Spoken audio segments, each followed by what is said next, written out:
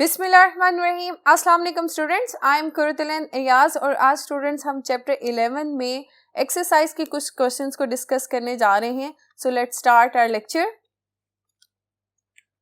Student, हम question number 20 और 21 को आज के लेक्चर में डिस्कस कर रहे हैं। रेस्ट ऑफ द क्वेश्चंस जो हमारी एक्सरसाइज में चैप्टर 11 में मौजूद हैं स्टूडेंट्स, हमने उन्हें टॉपिक वाइज कवर किया है। अगर आपको उनके आंसर चाहिए तो आप टॉपिक की वीडियो देखें तो आपको उसके एंड पे जो है वो क्वेश्चंस उनके आंसर के साथ मिल जाएंगे। ठीक है, स्टार्ट करते हैं। Question number 20, A study of chemical kinetics of a reaction gave the data at 25 degree centigrade. Calculate rate law. Question आपको क्या कह रहा है कि एक स्पेसिफिक रिएक्शन दैट इज जिसमें रिएक्टेंट ए और रिएक्टेंट बी आपस में रिएक्ट करके प्रोडक्ट्स में कन्वर्ट हो रहे हैं at specific temperature 25 degree centigrade है। उसके ऊपर हमने एक्सपेरिमेंटल डाटा कलेक्ट किया है कि रिएक्टेंट्स की इनिशियल कंसंट्रेशन क्या थी, जब उन्होंने इस कंसंट्रेशन के साथ रिएक्ट किया तो रेट ऑफ रिएक्शन की वैल्यू क्या आई। ठीक है, ये गिवन एक्सपेरिमेंटल डाटा है। 3 डिफरेंट एक्सपेरिमेंट्स परफॉर्म किए हैं with different concentration of reactant ए और रिएक्टेंट बी। अब पूछा क्या जा रहा है, कैलकुलेट रेट लॉ। तो सबसे पहले रेट लॉ की अगर मैं यहां से हम सोल्यूशन स्टार्ट करते हैं। रेट लॉ क्या है उसका एक्सप्रेशन में लिख देती हूं ताकि आपको समझने में आसानी हो। हमने फाइंड आउट क्या करना है, ये रेट लॉ है, इसी तरह से लिखते हैं। ठीक है, रेट लॉ में आप क्या लिखते हैं, rate constant, specific rate constant और number of reactants taking part in the chemical reaction. ठीक है, अब यहाँ पर हम हमेशा कहते हैं कि रेट लॉ की जो भी इंफॉर्मेशन होती है वो हम एक्सपेरिमेंटल डाटा से कलेक्ट करते हैं। वो बैलेंस्ड केमिकल इक्वेशन से हमें रेट लॉ की इंफॉर्मेशन नहीं मिल सकती। ठीक है, अब एक्सपेरिमेंटली कंसंट्रेशन ऑफ रिएक्टेंट ए आपको गिवन है, कंसंट्रेशन ऑफ रिएक्टेंट बी आपको गिवन है, लेकिन यहाँ पर क्या चीज़ जो नहीं प्रोवाइडेड वो इनके एक्सपोनेंट्स की वैल्यू है, ए और बी की वैल्यू वो आपको नहीं पता। ठीक है, अब स्टूडेंट्स हम ये भी पढ़ चुके हैं ए और बी की वैल्यू जो है वो बैलेंस्ड केमिकल इक्वेशन से आपको नहीं मिल सकती। अगर आप कहेंगे बैलेंस केमिकल इक्वेशन में ए के कितने मोल्स इन्वॉल्व हैं तो वो रेट इक्वेशन का ए की वैल्यू नहीं है। इस ए की वैल्यू, ये ए की वैल्यू ये बेसिकली क्या एक्सप्लेन करती है, order of reaction with respect to reactant A. ठीक है, तो उसको डिटरमिन करने के लिए हम क्या करेंगे स्टूडेंट्स, आप जानते हैं कि रेट ऑफ रिएक्शन की वैल्यू जो है वो रिएक्टेंट की कंसंट्रेशन चेंज कर देने से चेंज हो जाती है। तो अगर आपकी रिएक्शन में 2 रिएक्टेंट्स इन्वॉल्व हैं तो हम क्या करते हैं कि कुछ एक्सपेरिमेंट्स ऐसे परफॉर्म करते हैं जिसमें एक रिएक्टेंट की हम कंसंट्रेशन फिक्स कर देते हैं। ठीक है, और दूसरे रिएक्टेंट की कंसंट्रेशन वेरी करते हैं और फिर इफेक्ट देखते हैं कि रेट ऑफ रिएक्शन पे उसका क्या इफेक्ट होगा। उससे हम फिर इसका ऑर्डर या ए की वैल्यू जो है वो डिटरमिन कर सकते हैं। ठीक है, अब यहां पर देखें एक्सपेरिमेंट नंबर 1 एंड 2 को कंसिडर करते हुए अब आप देखें कि इसके अंदर बी की कंसंट्रेशन दोनों में, बी रिएक्टेंट की कंसंट्रेशन दोनों में सेम है। ठीक है, तो वेरी किसकी कर रहे हैं, कंसंट्रेशन ऑफ रिएक्टेंट ए पहले 1 थी, दूसरे में क्या कर दी, डबल कर दी। ठीक है, डबल कर दी इसकी कंसंट्रेशन। तो अब इसका इफेक्ट देखें, रेट पे इसका इफेक्ट क्या हुआ। पहले जो रेट ऑफ रिएक्शन की वैल्यू आई थी, रिएक्टेंट ए की कंसंट्रेशन डबल कर देने से रेट की वैल्यू भी क्या होगी, 2 टाइम्स होगी, डबल होगी। ठीक है, it's mean with respect to reactant A rate of reaction आप कैसे कर सकते हैं, is directly proportional to the first power of concentration of reactant A. ठीक है, ये हमें इंफॉर्मेशन मिली फ्रॉम द एक्सपेरिमेंट 1 एंड 2। ठीक है, अब आप देखें कि एक्सपेरिमेंट नंबर 1 और 3 को कंसिडर करें। 1 और 3 में ए की वैल्यू क्या है, कांस्टेंट है। ठीक है, रिएक्टेंट ए की कंसंट्रेशन कांस्टेंट है और बी की कंसंट्रेशन वेरी कर रहे हैं।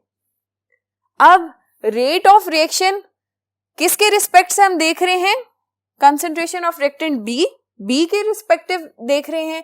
जब हमने देखा 0.15 हमने कंसंट्रेशन रखी तो रेट ऑफ रिएक्शन क्या था, 4.2 इंटू 10⁻⁻⁶, और जब हमने इसकी कंसंट्रेशन बढ़ाई तो देखें रेट ऑफ रिएक्शन भी क्या हो गया, बढ़ गया। ठीक है, तो कितना बड़ा है, जिस प्रोपोर्शन में आपने कंसंट्रेशन ऑफ रिएक्टेंट बी बढ़ाई उसी प्रोपोर्शन में रेट ऑफ रिएक्शन बी बढ़ गया। तो with respect to reactant B, इसमें 1 and 3 एक्सपेरिमेंट का डाटा हमने देखते हुए क्या इंफॉर्मेशन ली कि रेट ऑफ रिएक्शन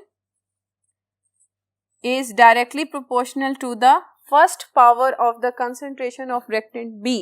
ठीक है, तो इस एक्सपेरिमेंट डाटा ने हमें वैल्यू ऑफ ए और बी दे दी है। ठीक है, अब वैल्यू ऑफ ए यहाँ पर क्या है 1 है, वैल्यू ऑफ स्मॉल बी जो कि इनके एक्सपोनेंट है इन रेट एक्सप्रेशन उसकी वैल्यू क्या है 1 है। ठीक है, तो अब ऑर्डर ऑफ रिएक्शन आप यहां से कैलकुलेट कर सकते हैं। ऑर्डर ऑफ रिएक्शन क्या था, that is sum of exponents in the rate equation. ठीक है, sum of exponent A plus B है, इनका आंसर इनकी वैल्यूज पुट करते हैं 1 + 1 = 2, that is this reaction is second order reaction. अब हम इसका अगर रेट एक्सप्रेशन पूरा लिखना चाहें जो कि हमारे क्वेश्चन की डिमांड थी तो वो हम किस तरह से लिख सकते हैं। अब यहाँ पर ए और बी नहीं लिखेंगे बल्कि चले मैं आपको यहाँ पर अपनी इक्वेशन का अब हमारे पास आंसर क्या होगा, रेट = स्पेसिफिक रेट कांस्टेंट ए की पावर रिएक्टेंट ए कंसंट्रेशन की पावर 1, रिएक्टेंट बी कंसंट्रेशन की पावर 1। ठीक है, तो ये इस इक्वेशन के लिए कंप्लीट रेट लॉ है और इसके अंदर आपको क्या इंफॉर्मेशन मिल रही है कि with respect to reactant A order of reaction is 1, with respect to reactant B order of reaction is again first order. ठीक है, और ओवरऑल ऑर्डर ऑफ रिएक्शन क्या है, सेकेंड ऑर्डर रिएक्शन है। ठीक है, ऑर्डर ऑफ रिएक्टेंट इज 1 + 1 = 2।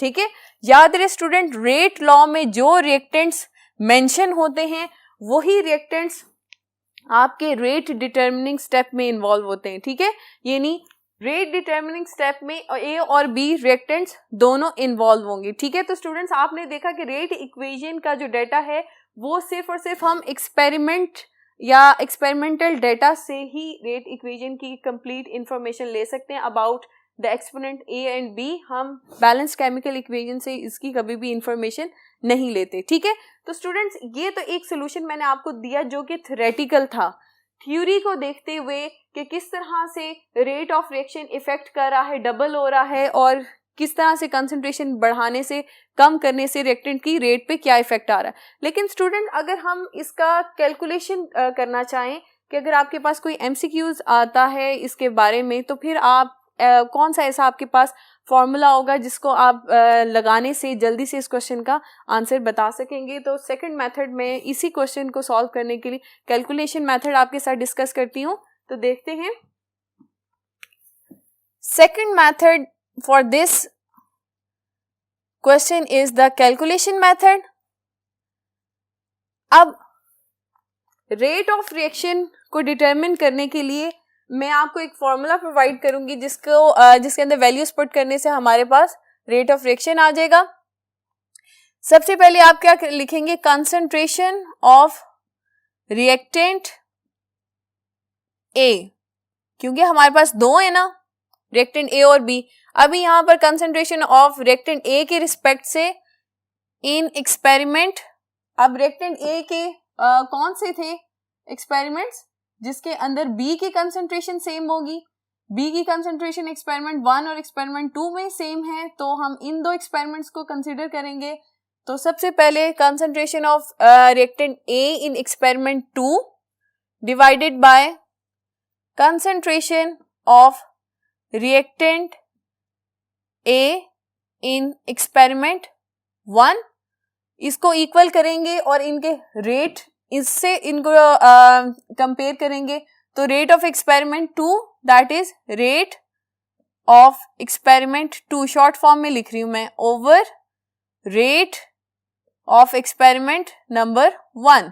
ठीक है, अब ये वैल्यूज पुट करेंगे तो हमारे पास rate of reaction with respect to reactant A आ जाएगा। वैल्यूज पुट करते हैं, concentration of reactant A in experiment 2 that is 2 है और 1 एक्सपेरिमेंट में इसकी वैल्यू 1 है, रेट की वैल्यू 2 में क्या है 8.4 इंटू 10⁻⁻6 और इसी तरह से 4.2 into 10⁻⁻6 for the experiment number 1। ठीक है, अब स्टूडेंट्स जब हमने इन्हें सॉल्व किया तो हमारे पास वैल्यू दोनों तरफ क्या आ गई 2 आ गई। अब 2 ये दोनों जो साइड्स इक्वल होगी, ये हमें क्या इंफॉर्मेशन देनी है कि रिएक्टेंट ए की कंसंट्रेशन डबल कर देने से रेट ऑफ रिएक्शन भी क्या हो गया, डबल हो गया। ठीक है, तो फिर रेट एक्सप्रेशन आप इसका कैसे लिखेंगे, rate is directly proportional to the first power of concentration of reactant A, इसी तरह से लिखेंगे। ठीक है, अब with respect to reactant B क्या होगा, concentration of reactant B in experiment, कौन सा एक्सपेरिमेंट है जिसके अंदर ए की कंसंट्रेशन सेम है, that is experiment 1 and experiment 3। तो सबसे पहले आएगी एक्सपेरिमेंट 3 की concentration over concentration of reactant B in experiment 1। ठीक है, 2 और 1 में बी की कंसंट्रेशन डिफरेंट है। ठीक है, इसलिए हमने इन दोनों को लिया है और इसके रिस्पेक्टिव इनके रेट लेंगे, रेट ऑफ इन एक्सपेरिमेंट 3 और value of rate in experiment 1। ठीक है, अब हम वैल्यूज पुट करेंगे। रिएक्टेंट बी की concentration in experiment 3 that is 0.2 over 0.15, ये एक्सपेरिमेंट 1 में इसकी कंसंट्रेशन थी। ठीक है, अब आगे रेट की value in experiment 3 that is 5.6 into 10⁻⁻6 और 4.2 इंटू 10⁻⁻6। ठीक है, ये वैल्यूज लिखी। जब हमने इनको कैलकुलेट किया तो हमारे पास दोनों साइड्स इक्वल आई और देखें दोनों तरफ एक फिक्स्ड नंबर है। ये फिक्स्ड नंबर हमें क्या शो कर रहा है कि जिस रिस्पेक्ट से आप कंसंट्रेशन ऑफ रिएक्टेंट बी को बढ़ाते हैं उसी रिस्पेक्ट से आपका रेट ऑफ रिएक्शन भी बढ़ता है। तो अगेन आप इससे rate expression with respect to reactant B क्या निकाल सकते हैं, बी की पावर 1। ठीक है, तो यहां से भी स्टूडेंट्स आपको ये दोनों एक्सप्रेशंस मिल गए हैं, value of small A, value of small B, दोनों आ गई आपके पास। तो अगेन आप इस इंफॉर्मेशन को यूज करते हुए रेट एक्सप्रेशन या रेट लॉ, रेट इक्वेशन भी आप कह सकते हैं, वो इसकी इस तरह से लिखेंगे। ठीक है, और अगेन ऑर्डर ऑफ रिएक्शन अगर आप बताना चाहें तो 1+1 सेकेंड ऑर्डर रिएक्शन। ठीक है स्टूडेंट्स, तो ये क्वेश्चन हमने 2 मेथड से सॉल्व किया। क्वेश्चन नंबर 21 की तरफ आते हैं। Some reactions taking place around room temperature have activation energy around 50 kilojoule per mole. इस क्वेश्चन का पहला पार्ट है what is the value of factor E raised to power EA over RT। EA क्या है, activation energy over RT at 25 degree centigrade. और ये मैंने आगे आपके पास आर्हीनियस इक्वेशन जो है मेंशन की है। ठीक है, क्योंकि आर्हीनियस इक्वेशन में ये फैक्टर है जिसकी हमने वैल्यू कैलकुलेट करनी है, दिस वन। ठीक है, आर्हीनियस इक्वेशन हमने क्या पढ़ी थी, आर्हीनियस इक्वेशन बेसिकली हमें रिलेशनशिप बताती है between temperature and rate of reaction, यानी कि इफेक्ट ऑफ टेम्परेचर क्या होता है on the rate of reaction. ठीक है, तो ये आर्हीनियस इक्वेशन का एक्सप्रेशन है K is equal to capital A that is the Arrhenius constant और E is the base of natural log. ठीक है, बेस ऑफ लॉगरिथम और उसके ऊपर पावर क्या है -EA ओवर RT। ठीक है, इसमें R क्या है, that is the ideal gas constant, T is the temperature, EA is the activation energy. ठीक है, अब स्टूडेंट्स हमारे पास इस पूरे क्वेश्चन में क्या डेटा है उसको पहले कलेक्ट करते हैं। सबसे पहले हमें दिया गया है एक्टिवेशन एनर्जी की value that is EA 50 kilo joule पर मोल। स्टूडेंट्स किलो जाउल से हम इसका जो यूनिट है वो कन्वर्ट करेंगे जाउल्स में। तो जब भी बड़े यूनिट से हम छोटे यूनिट में जाते हैं तो हम मल्टीप्लाई करते हैं, तो हम 50 को मल्टीप्लाई करेंगे 1000 से, तो हमारे पास 50,000 जाउल पर मोल यूनिट आ जाएगा एक्टिवेशन एनर्जी का। ठीक है, सेकंड आपके पास इंफॉर्मेशन है अबाउट रूम टेम्परेचर। ठीक है, T is the room temperature 25 degree centigrade. ठीक है, टेम्परेचर हम हमेशा केल्विन में लेते हैं, 273 इसमें हम ऐड कर देंगे तो हमारे पास आ जाएगा 298, ठीक है, दैट इज केल्विन। अगर मैं इक्वल का साइन लगा दूं तो ये ज्यादा बेहतर होगा, ठीक है। 298 केल्विन आ गया हमारे पास। अब जो लास्ट इंफॉर्मेशन है हमारे पास वो क्या होगी, activation energy, temperature and R is that is the ideal gas constant, ठीक है। आइडियल गैस कांस्टेंट की स्टूडेंट्स आप चैप्टर 3 में इसकी वैल्यू आपको याद होनी चाहिए, दैट वाज 8.313 और इसका यूनिट क्या है, जूल पर मोल पर केल्विन, ठीक है, ये इसका यूनिट है। स्टूडेंट्स अब आप देखिए हमारे R का यूनिट जाउल में था, इस वजह से हमने एक्टिवेशन एनर्जी का भी यूनिट जाउल में कन्वर्ट किया है ताकि यूनिट्स आपस में कैंसिल आउट हो सके, ठीक है। अब हमारे क्वेश्चन की रिक्वायरमेंट क्या है, what to find out, E minus EA over RT इसकी वैल्यू, तो we have to find E minus EA over RT, ये इसकी पावर है, ठीक है, इसकी वैल्यू क्या होगी ये हमने फाइंड आउट करना है। तो इस वैल्यू को फाइंड आउट करने के लिए सबसे पहले हम इसकी पावर की वैल्यू फाइंड आउट कर लेते हैं, ठीक है। तो पावर की वैल्यू फाइंड आउट करने के लिए हम EA ओवर RT ये होगा, ठीक है, समझ आ रही है। अब इसके अंदर हम सिंपल वैल्यूज पुट कर लेते हैं, हमारे पास इन तीनों एक्सप्रेशन की वैल्यूज मौजूद हैं, ठीक है स्टूडेंट्स। ये EA जो है ना ये नीचे सबस्क्रिप्ट में है, स्मॉल a ऐसे, ठीक है, EA। अब हम इसके अंदर वैल्यूज पुट करने जा रहे हैं। एक्टिवेशन एनर्जी की वैल्यू है दैट इज EA की वैल्यू है 50,000, ठीक है, और R की वैल्यू 8.313 है और इसी तरह से टेम्परेचर हमारे पास है 298, ठीक है। तो इस सारी फ्रैक्शन को जब आप कैलकुलेट करेंगे तो आपके पास आंसर आएगा 20.183, ठीक है। तो स्टूडेंट्स अभी हमने ये जो फैक्टर कैलकुलेट किया है ये हमारी रिक्वायरमेंट में सिर्फ इतना पार्ट हमने कैलकुलेट किया है। तो अब हम E की पावर में ये इस वैल्यू को लगाते हैं और इसका आंसर देखेंगे, E माइनस क्या आएगा 20.183, ठीक है, इज इक्वल टू, स्टूडेंट्स अब आप इसे कैलकुलेट कैसे करेंगे कि आपके कैलकुलेटर में इस स्मॉल e जो है इसका बटन बना हुआ है, ठीक है, आप उसको प्रेस करेंगे और उसके raise to the power minus 20.183 जब डालेंगे तो आपके पास वैल्यू क्या आएगी, दैट इज 1.71 इंटू 10⁻⁹, ठीक है।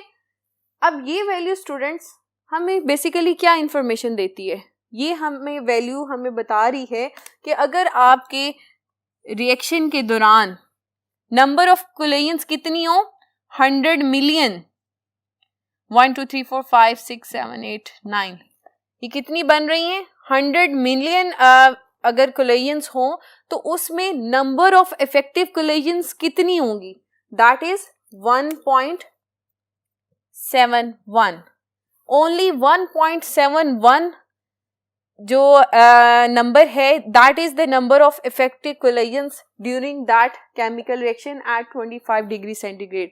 इट्स मीन कि लो टेम्परेचर पे नंबर ऑफ इफेक्टिव कोलेजन्स बहुत ज़्यादा कम है, ठीक है। तो ये फैक्टर बेसिकली हमें ये इंफॉर्मेशन देता है कि number of effective collisions during that chemical reaction out of this number कितनी है, ठीक है स्टूडेंट्स। अब इसी क्वेश्चन का नेक्स्ट पार्ट है, अभी तो हमने 25 डिग्री सेंटीग्रेड पे इस फैक्टर की वैल्यू कैलकुलेट की, अब वो आपसे कह रहा है कि हर 10 डिग्री राइज पे इसकी फर्दर इस फैक्टर की हमने कैलकुलेशन करनी है। 25 डिग्री सेंटीग्रेड बाद 35 डिग्री सेंटीग्रेड पे भी करें और 45 डिग्री सेंटीग्रेड पे भी करें, तो आइए उन्हें कैलकुलेट करते हैं। जी स्टूडेंट्स, जैसे कि मैंने आपको बताया कि हमें कैलकुलेट द सेम वैल्यू, उसी फैक्टर की वैल्यू 35 और 45 डिग्री सेंटीग्रेड पे कैलकुलेट करनी है। तो इस पोर्शन में मैं 35 डिग्री सेंटीग्रेड की कैलकुलेशन करूंगी और यहाँ पर 45 डिग्री सेंटीग्रेड की कैलकुलेशन करेंगे, ठीक है। तो डेटा है हमारे पास,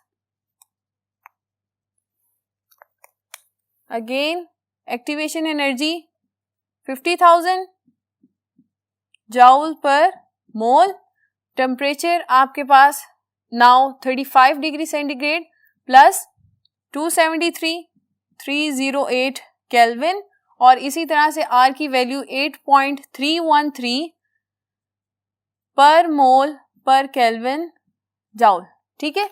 अब यहाँ per your requirement is to calculate the factor E minus EA over RT. ठीक है, तो सबसे पहले हम इस फैक्टर को, दिस वन, इसको कैलकुलेट कर लेते हैं. EA over RT, that is small a. ठीक है, इसकी वैल्यू पुट करते हैं. 50,000 is the activation energy. R की वैल्यू 8.313 इंटू 308. स्टूडेंट्स, जब आप इस फ्रैक्शन को कैलकुलेट करेंगे तो आपके पास आंसर आएगा 19.52. ठीक है, अब ये वैल्यू जो है हम इस फॉर्मूला में ऐड करेंगे. E minus E A over R T. ठीक है, अब इसकी जगह हम ये वैल्यू पुट करेंगे, is equal to E minus 19.52. Students, जब आप इसकी वैल्यू कैलकुलेट करेंगे, कैलकुलेटर में आपके पास एक स्मॉल ई का बटन है, आप उसको प्रेस करके इसकी पावर माइनस 19.52 ये करेंगे तो आपके पास आंसर आएगा 3.31 इंटू 10⁻⁹. ठीक है, इसी तरह से 45 डिग्री सेंटीग्रेड पे same data. 50,000 joule per mole value of activation energy, temperature is now 45 degree centigrade plus 273, ये आपको वैल्यू 318 केल्विन आएगी. ठीक है, और R की वैल्यू सेम 8.313 मोल पर केल्विन जाओ. ठीक है, और अगेन इसकी भी रिक्वायरमेंट आप इसी तरह से लिखेंगे. What is required to find this factor EA over RT. ठीक है, तो EA over RT को हम पहले फाइंड आउट करेंगे. That is again small A. Values put करते हैं. 50,000 फॉर एक्टिवेशन एनर्जी, R की value 8.313 and into your temperature is 318. और इस फ्रैक्शन को स्टूडेंट्स जब आप कैलकुलेट करेंगे तो आपके पास आंसर आएगा 18.914. ठीक है, अब इसको फॉर्मूला में पुट करते हैं. E minus E A over R T, value put करने जा रहे हैं हम, is equal to E minus 18.914. ठीक है, जब आप इसकी वैल्यू कैलकुलेट करेंगे थ्रू कैलकुलेटर तो आपके पास आंसर आएगा 6.1 इंटू 10⁻⁹. तो स्टूडेंट्स, अब आप देखें कि इस ई फैक्टर की वैल्यू हमने 3 डिफरेंट टेम्परेचर्स पर कैलकुलेट की है और टेम्परेचर जो है राइज करता जा रहा है. पहले 25 डिग्री सेंटीग्रेड टेम्परेचर कम था, फिर 35 डिग्री सेंटीग्रेड बढ़ाया, फिर 10 डिग्री और बढ़ाया, 40 डिग्री सेंटीग्रेड हो गया. अभी मैंने आपको बताया था कि ये फैक्टर की जो वैल्यू है हमें ये बताती है कि number of effective collision during that chemical reaction, उसकी वैल्यू क्या है. तो स्टूडेंट्स, अगर आप गौर करें तो 25 डिग्री सेंटीग्रेड पे इसकी वैल्यू बहुत कम है. ठीक है, लेकिन जैसे ही हम टेम्परेचर बढ़ाते हैं तो इसकी वैल्यू बढ़ती जा रही है. इट्स मीन कि टेम्परेचर बढ़ाने से number of effective collisions during a chemical reaction वो बढ़ जाती है. ठीक है, जो कि रेट ऑफ रिएक्शन को भी इंक्रीज करेगी. इसी बेस पे हमारा नेक्स्ट क्वेश्चन है, prove that for every 10 degree rise in temperature the factor gets double, so rate also doubles. वो आपसे कह रहे हैं इस फैक्टर को जो आपने 10 डिग्री राइज पे 3 दफा हमने इसे कैलकुलेट किया है, तो अब आपने ये बताना है, ये जस्टिफाई करना है कि 10 डिग्री राइज पे ये फैक्टर की वैल्यू डबल हो जाती है, जिसकी वजह से आपका रेट भी डबल होगा. तो स्टूडेंट्स, इसको सॉल्व करने के लिए हम क्या करेंगे, हम ई फैक्टर एट डिफरेंट टेम्परेचर जो है उन्हें कंपेयर करेंगे. ठीक है, सबसे पहले हम इनकी वैल्यूज लिख लें. E1, E2, E3. E1 हम उस फैक्टर को कंसिडर कर रहे हैं जो कि वैल्यू होगी एट 25 डिग्री सेंटीग्रेड, E2 की वैल्यू 35 डिग्री सेंटीग्रेड वाली और E3 इज 45 डिग्री सेंटीग्रेड. ठीक है, इनकी वैल्यूज हम आगे मेंशन करते हैं. 25 डिग्री सेंटीग्रेड पे वैल्यू थी 1.71 इंटू 10⁻⁹, 35 पे थी 3.31 इंटू 10⁻⁹, और 45 पे 6.1 इंटू 10⁻⁹. ठीक है, अब सॉल्यूशन में हम क्या करेंगे, कंपैरिजन ऑफ 2 E2 वैल्यूज. ठीक है, सबसे पहले हम comparison of E2 and E1, और इस तरह से दूसरी तरफ हम कंपेयर करेंगे, कंपेयरिंग E2 एंड E3. ठीक है, ग्रेटर वैल्यू को हम ऊपर रखेंगे, इसलिए E2 ओवर E1 वैल्यूज डालें। E2 की वैल्यू क्या है 3.31 इंटू 10⁻⁹ और 1.71 इंटू 10⁻⁹। ये फ्रैक्शन जब आप सॉल्व करेंगे स्टूडेंट्स तो आपके पास आंसर आएगा 1.93। That value is very close to 2। So students you can say कि जब 25 डिग्री सेंटीग्रेड से टेम्परेचर 35 डिग्री सेंटीग्रेड हुआ, यानी 10 डिग्री राइज इन टेम्परेचर हमने देखा, तो इस फैक्टर में कितना चेंज आया, दिस फैक्टर गेट्स डबल। ठीक है, 35 डिग्री सेंटीग्रेड पे इसकी जो वैल्यू थी वो डबल होगी। ठीक है, 10 डिग्री राइज किया तो ई फैक्टर की वैल्यू डबल होगी। अब नेक्स्ट 10 डिग्री राइज में कंपैरिजन देख लें, E3 ओवर E2। ठीक है, E3 45 degree centigrade, E2 35 degree centigrade. Values put करते हैं 6.1 इंटू 10⁻⁹ ओवर 3.31 इंटू 10⁻⁹। जब इस आप फ्रैक्शन को सॉल्व करेंगे तो आपके पास आंसर आएगा 1.84। That is again very close to the value of 2। It's mean कि फर्दर कंपैरिजन हमें क्या बता रहा है कि जब 35 से 45 डिग्री सेंटीग्रेड यानी 10 डिग्री सेंटीग्रेड हमने मजीद टेम्परेचर बढ़ाया तो अगेन इनिशियल वैल्यू फिर डबल हो गई। ठीक है, 35 डिग्री सेंटीग्रेड की ई फैक्टर की वैल्यू डबल हो गई। ठीक है, तो इट्स मीन कि जब भी आप 10 डिग्री टेम्परेचर इंक्रीज करेंगे तो ई फैक्टर की वैल्यू डबल हो जाएगी। जब ई फैक्टर की वैल्यू डबल होगी तो फिर according to Arrhenius equation rate constant की वैल्यू भी इंक्रीज कर जाएगी, या यू कैन से उसकी भी वैल्यू डबल हो जाएगी। जब रेट कांस्टेंट की वैल्यू, रेट कांस्टेंट क्या है, दैट इज द के, जब रेट कांस्टेंट की वैल्यू डबल होगी तो रेट एक्सप्रेशन या रेट लॉ आपको क्या इंफॉर्मेशन देता है, rate law is equal to specific rate constant into concentration of reactant raise to their power exponent. ठीक है, ए इज द एक्सपोनेंट और small A is the exponent, capital A is the reactant और ये brackets indicating it's concentration, और के is the specific rate constant. अब इन दोनों को कंपेयर करें। ई फैक्टर ने आपको क्या इंफॉर्मेशन दी, 10 डिग्री राइज करने से ई फैक्टर की वैल्यू डबल हो जाती है। जब इसकी वैल्यू डबल होगी तो स्पेसिफिक रेट कांस्टेंट की वैल्यू भी डबल होगी। जब स्पेसिफिक रेट कांस्टेंट की वैल्यू डबल होगी तो rate of reaction automatically double हो जाएगा। ठीक है, तो स्टूडेंट्स आपने देखा कि हमने कंपेयर करके ये जस्टिफाई कर दिया है कि 10 डिग्री राइज करने से ई फैक्टर की वैल्यू डबल होती है, जो कि फिर आपके रेट ऑफ रिएक्शन की वैल्यू को भी डबल कर देता है। ठीक है, तो स्टूडेंट्स आज का लेक्चर हम अपना यहाँ पर ख़त्म करते हैं। आज आपके चैप्टर 11 ख़त्म होने के साथ साथ फर्स्ट ईयर केमिस्ट्री की बुक भी अपने इख्तिताम को पहुँचती है। स्टूडेंट्स अगेन मैं आपको इन्फॉर्म कर दूँ कि एक्सरसाइज के जो बाकी क्वेश्चंस हैं वो हमने टॉपिक वाइज कवर किए हैं। ठीक है, तो आप उन टॉपिक के वीडियो लेक्चर्स में जाकर उन्हें कंसल्ट कर सकते हैं, वहाँ पर आपको उनकी डिटेल एक्सप्लेनेशन विद आंसर मिल जाएंगे।